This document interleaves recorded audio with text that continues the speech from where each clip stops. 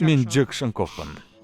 Сіз баламен өзара әрекеттесудің ең маңыздысы бұл онымен бірге ойнау екендігін білесіз бе?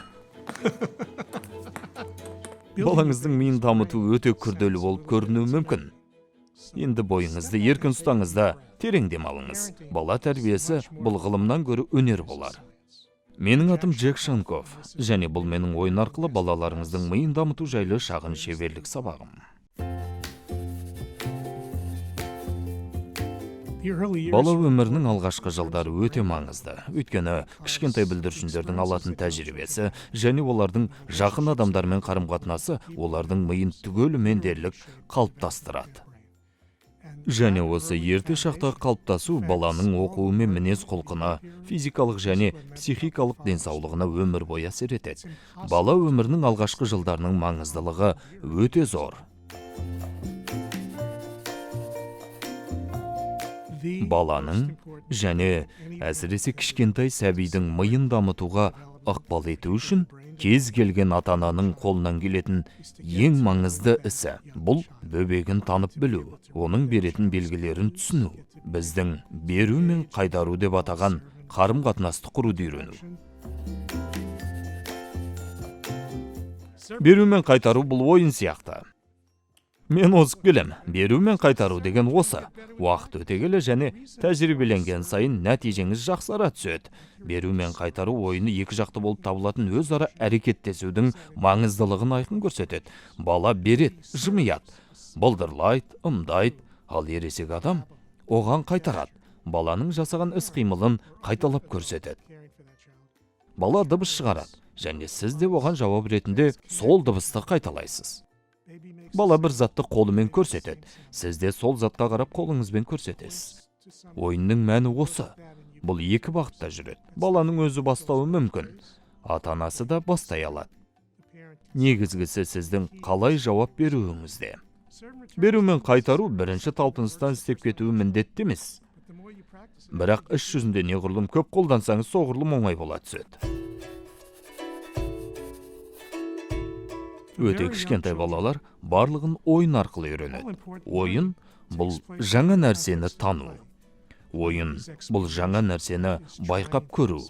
Ойын, егер сен тағы бір іс-әрекетті жасасаң, не болатынын анықтау. Ойын бұл әлемнің асылын құшуға талпыныс.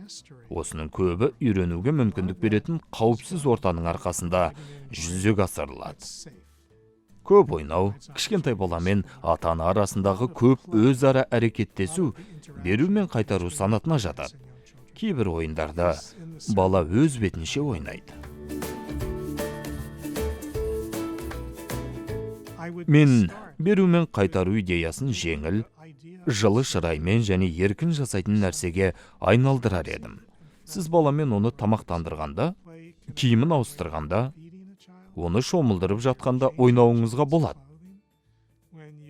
Ересек адамдар мен балалардың өзара қарым-қатынасында ойын мен үйрету үшін көптеген мүмкіндіктер бар. Баланың күлкісіне жауап ретінде жымиғанда және олармен ойнағанда ата-анасы баланың миында жаңа нейрон байланыстарын құратындығы жайлы ата-аналардың түсінуіне көмектесу керек.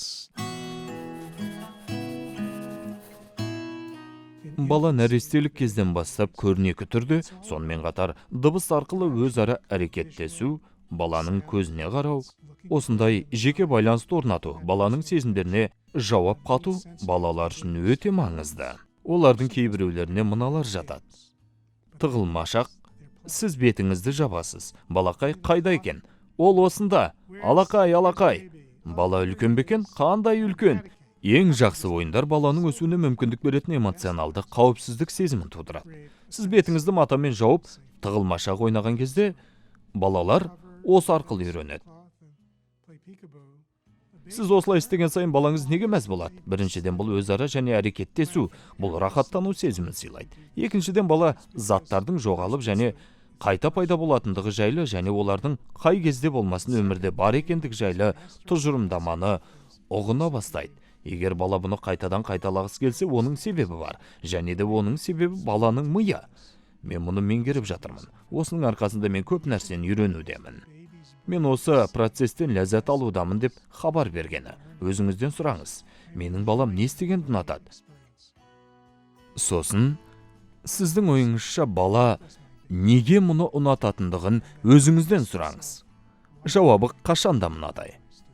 Себебі бұл менің баламның миын дамытуға көмектеседі.